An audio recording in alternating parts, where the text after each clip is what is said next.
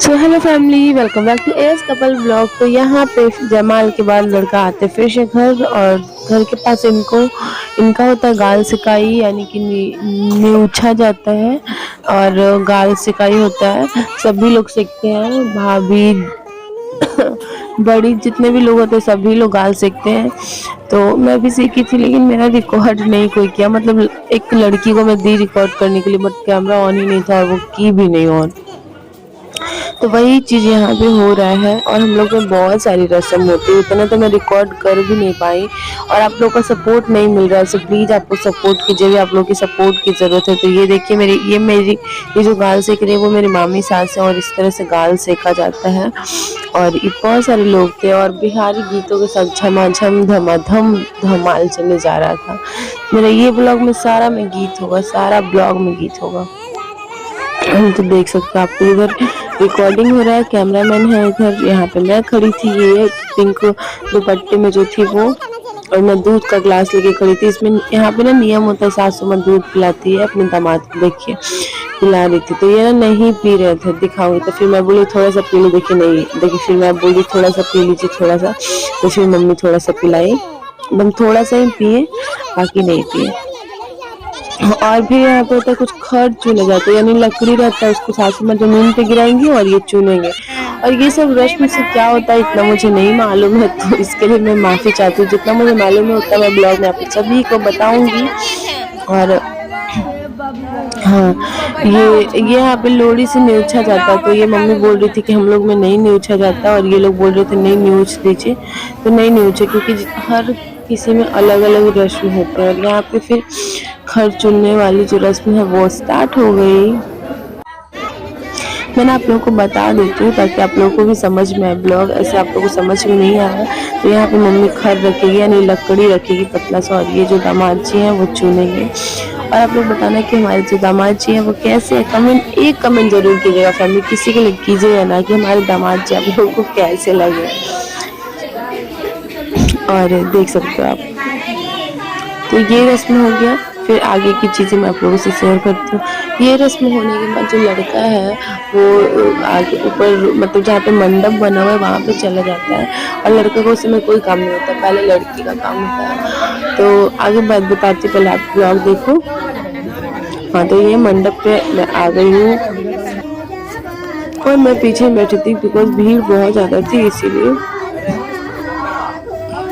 और मैं दुल्हन थी, मतलब बहू थी यहाँ की, तो मैं भी सर पे पल्लू रखी थी। और मड़वा भी कितना प्यारा डेकोरेट किया था ना। मुझे नहीं पता था कि मतलब किसी ने सजाया, क्योंकि मैं इतना ज़्यादा बिजी रह रही थी कि छत पे जा ही नहीं रही थी।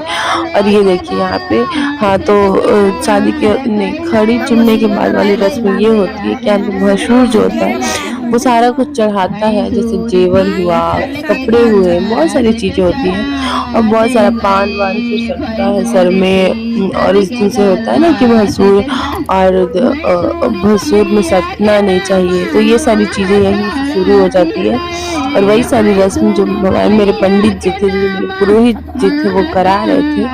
और हाँ, मेरी ब्राइड का लहंगा कैसे लगा ये कमेंट करना, 2 कमेंट करना, एक दूल्हे राजा कैसे, एक मेरी ब्राइड का लहंगा कैसे, क्योंकि मुझे मालूम है मेरी ब्राइड ऑलरेडी बहुत स्मार्ट है इसीलिए। और पीछे में मैं बैठी थी, उतना कंजस्टेड जगह था कि बैठने में बन ही नहीं रहा था। और अभी दूल्हे का कोई काम नहीं रहता है, अभी सिर्फ दुल्हन का काम रहता है। तो देख लो लहंगा कितना प्यारा, एकदम लग रही थी परी जैसी।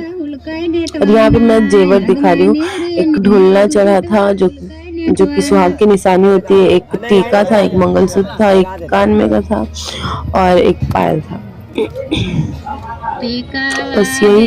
हाँ, और सामान तो बहुत सारा चढ़ा था। ये था श्रृंगार बॉक्स, 4-5 साड़ी चढ़ी थी, और भी ये जो लगेज है वो भी चढ़ा था। तो सामान तो बहुत सारा चढ़ा था, उतना मैं रिकॉर्ड नहीं कर पाई, और आगे से नहीं रिकॉर्ड कर पाती हूँ। किसको कितना बोलूँगी रिकॉर्ड करने के लिए। आप लोगों की सपोर्ट की ज़रूरत है, तो आप लोग प्लीज़ सपोर्ट कीजिए, ताकि और भी अच्छे अच्छे ब्लॉग्स आप लोगों के साथ सामने मिल सके। अभी होली भी है, तो होली भी, अभी रिसेप्शन ब्लॉग पेंडिंग में है, विदाई ब्लॉग पेंडिंग में है, और हाँ भैया लोग का भी ब्लॉग पेंडिंग में है, सभी लोग का ब्लॉग पेंडिंग में है। तो सभी का ब्लॉग स्टेप बाय स्टेप एक एक करके शेयर करते हैं। तो प्लीज़ प्लीज़ प्लीज़ आप लोग मेरे चैनल पे से भागिएगा नहीं और ज़रूर हमारी वीडियो को देखिएगा। अभी तो पता है मेरी आवाज़ भी थोड़ी सी फंस गई है, ऊपर से मेरी आईज इतना सूज है ना, मैं क्या बताऊँ। अभी मैं कोई भी ब्लॉग नहीं शूट कर रही हूँ, बस ये सारे ब्लॉग को मैं डालने में लगी हुई हूँ। अब यहाँ पे जो रस्म है वो सबसे इमोशनल पल वाला रस्म है, जिसमें कि मैं बहुत ज़्यादा इमोशनल हो गई थी और मैं ना रोने भी लगी थी। सॉरी। तो ये जो रस्म है वो लावा भुनाई का है, और ये रस्म में भाई सब लावा देते हैं और लड़का ना पीछे से पकड़ के और छींटता है। लावा छिटाई का रस्म, सॉरी भुंजाई का नहीं, लावा छिटाई का रस्म है। तो ये चीज़ ना बहुत ही भावुक वाला पल था, इतना इमोशनल कि इस समय ना सभी लोग रोने लगे और अभी भी मेरे को याद आ रहा है, तो अभी भी मेरे को रोना आ रहा है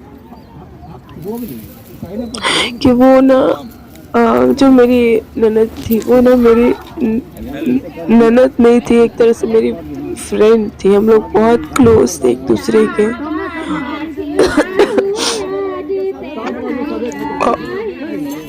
सॉरी फैमिली, थोड़ा सा इमोशनल अभी भी हो गई हूँ।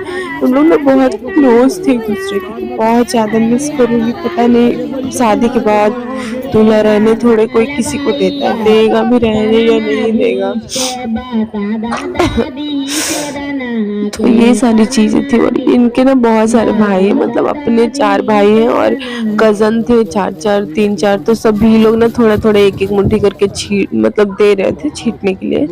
तो ये रस्म हो रहा था और बहुत ज़्यादा इमोशनल हो गई थी मैं। मेरी सासू माँ तो रोने लगी थी, मैं रोने लगी थी। मैं तो अपना मुँह, पता है मेरी एक आदत है, मैं किसी के सामने बहुत कम रोती हूँ, अपना मुँह छुपा के और रो रही थी, पीछे होकर रो रही थी। बहुत अजीब ही लगता है रोने टाइम में। और जब सोनम गई उसके बाद का तो आगे ब्लॉग देखने की क्या हुआ था भाई, पूछो नहीं।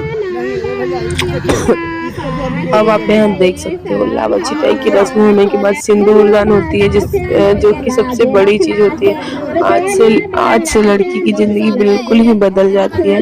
तो यहाँ पे हो रही सिंदूरदान। और ना एक चीज़ ना गौर किया, हम जब सिंदूरदान होता है ना, तो मतलब सिंदूर देते हुए ससुर और भसुर नहीं देखता है, वही देखे कि एक पर्दा डाला हुआ था और ससुर जी वहीं पे, ये जो येलो कलर का पगड़ी पहने हुए ना वो ससुर जी थे। तो इनके मुंह पे पर्दा डाला गया ताकि ये ना देखे सिंदूर डालते हुए। और देख सकते हो इस तरह से ये पर्दा लगाया गया। मेरे को नहीं ये चीज़ मालूम थी, क्योंकि खुद के शादी में थोड़ी ना उतना पता होता है। मेरी लव मैरिज हुई थी, तो मेरी तो बस नॉर्मल सी शादी थी। तो ये देख सकते हो सिंदूर।